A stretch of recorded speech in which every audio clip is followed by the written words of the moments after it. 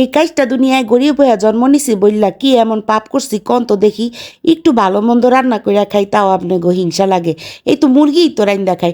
অনেকে আবার কমেন্ট করেন কি আফা আপনি কি মুরগি ছাড়া আর কিছু রান্না করতে পারেন না?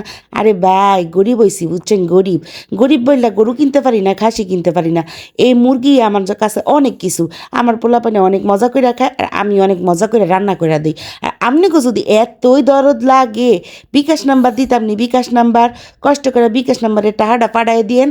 তো গরু আর খাসি রাইন্দা আপনি করে ভিডিও করে দেখা মনে, আপনি করে ভিডিও করে দেখানোর লেগে তো মনে করেন আমার টাকা কুরকুরায় না যে বাজারে গিয়া দাপা দাপ করে কয়টা গরুর মাংস কতগুলা খাসির মাংস কিনে নিয়ে আমু।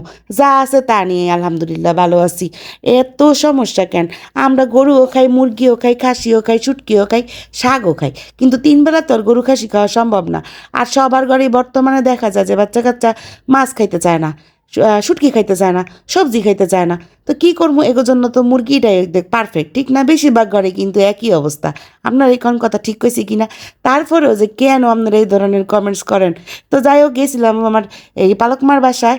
তো এই বাসার মধ্যে আজকে রান্না বান্না চলতেছে। তো পোলাপাইন হলো আবদার করছিল দাদুর কাছে যে দাদু চিকেন ফ্রাই খামো। তো দাদু তো মনে করেন যে নাতিরা আবদার করবে আর সে ফালাই দিবে, সেটা কি হয়? কোনো দিনও হয় না। তো আমরা দৌড়ে চলে গেছি, চলে যাওয়ার পরে সকালবেলা কিন্তু নাস্তা পানি করছি সে হেভি রকমের।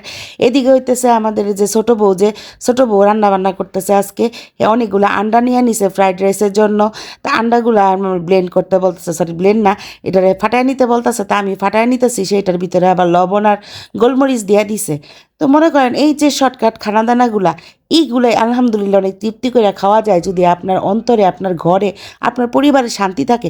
আপনার পরিবারে যদি শান্তি না থাকে, আপনি হাড়ি হাড়ি গরু রানলেই কি, বিরিয়ানি রানলেই কি, আর চাইনিজ খাইলেই কি, কিন্তু শান্তি নিয়ে, অন্তরে তৃপ্তি নিয়ে যদি আপনি নুন ভাতও খান, আপনার পরিবারে যদি শান্তি থাকে, সেটাই অনেক কিছু।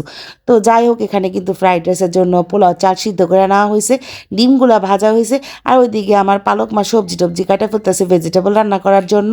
আর এইদিকে এই যে দেখেন, এই যে টক দই নেওয়া হয়েছে। টক দই কি আসলে এটার একটু লেবুর রস দিয়ে তারপরে কেমনে কেমনে জানি বানাইছে, যাও কাম ছোটো বউয়ের রান্না বান্না।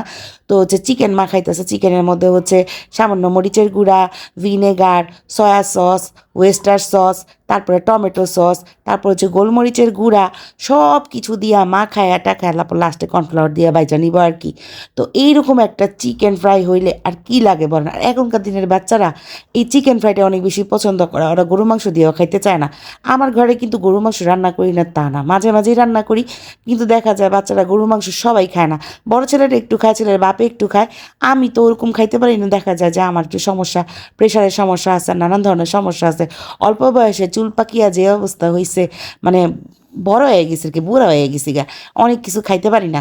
তো যাই হোক, এখানে কিন্তু এই যে চিকেনটা হইতেছে, এদিকে চিকেন ম্যারিনেট করা হয়েছে, আর এদিকে হচ্ছে ভেজিটেবল রান্না করা হইতেছে আর কি। ভেজিটেবলটার যে একটা টেস্ট হয়েছিল যে বলার মতো না। এখানে রসুন একটু ভাইজা নিয়ে তারপর এখানে ভেজিটেবলগুলো দিছে, দিয়ার মধ্যে আবার এই যে আস্তে আস্তে মানে চাটকোনা কইরা আর কি, পেঁয়াজ কাটছে বড় বড় পেঁয়াজ, এগুলো দিয়ে দিছে। দিয়ে কিন্তু কর্নফ্লাওয়ার মাখা চিকেনগুলো ভাইজা ফালাইতেছে।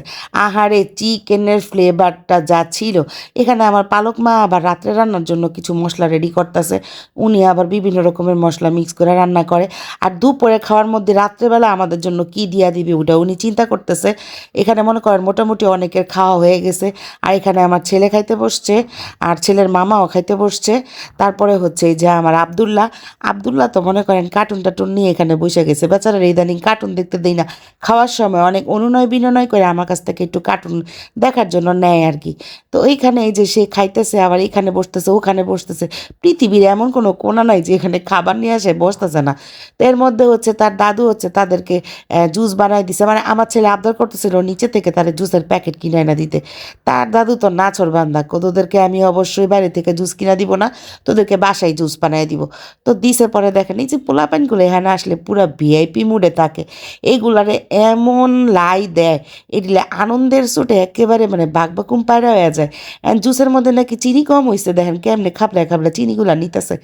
এরপরে দেখেন রাতের রান্না বান্নাও কিন্তু আলহামদুলিল্লাহ হয়ে গেছে। সুন্দর করে পেঁয়াজ, কাঁচামরিচ, শুকনা মরিচ, রসুন সব কিছু দিয়া একটা পেস্ট তৈরি করছে, পেস্ট তৈরি করে মুরগি আর মুরগির যে হাড্ডি গুড্ডি আসলো, যেহেতু আমরা চিকেন ফ্রাই করছি, তো এইগুলা দিয়ে সুন্দর একটা গ্রেভি তৈরি করছে। কইরা চিকেনটা রান্না করছে। আর ওর বাপে যেহেতু আসেনি, ওর বাপের জন্য দেখেন বক্স বইরা খাওয়ান দিয়ে দিতেছে। ফ্রাইড রাইস, তারপরে যে মুরগি রান্না করছে, চিকেন ফ্রাই সব কিছু মিলাইয়া জামাই রে যে বেডি কত আদর করে বলার মতো না। জামাইও একবারে শাশুড়ির আদরে বাগবাকুম পায়রা, তারও অনেক ভাল লাগে শাশুড়ি এত আদর করে। তো যাই হোক, আমরা মাইয়া মানুষ, আম করে কেউই আদর করে না, আমরা কি করবো কন। এদিকে দেখেন যাবি আর কিভাবে হাত টাইনা টাইনা হ্যাঁ দাদুর হাত সরাই ফেলাইতেছে, মানে তুই বেডি ওই বেটারে দিবি কে, তুই দিবি আমারে।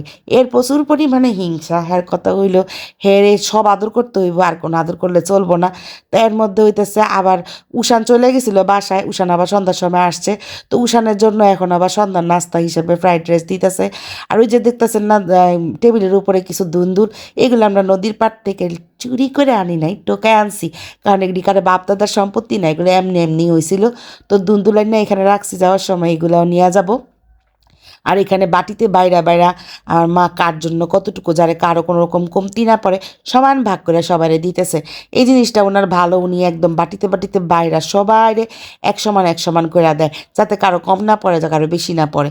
তো যাই হোক, সবারে সমান ভাগ টাগ করে বাইরে দেওয়ার পরে এই যে আমার জন্য এগুলা বাড়ছে, আমার জন্য মানে আমি নিয়ে যাব, ওর বাপেও খাইবো, সাথে সাথে আমরাও খাবো, কারণ একলা তো আর সে খাবে না, আমরাও খাবো।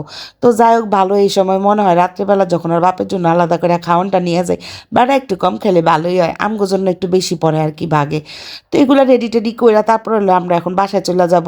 কিন্তু এই যে সারাদিনের একটা আনন্দ, আর ওই যে বললাম না, এক একজনে এক এক ধরনের কমেন্ট করে যে এটা রান্না করছেন কেন, ওইটা খান নাই কেন। আরে বোন, দুনিয়াতে আপনারা সবাই কি সুখী, আপনারা সবাই কি অনেক টাকার মালিক, পৃথিবীতে যা আছে তা নিয়েই খুশি থাকেন না।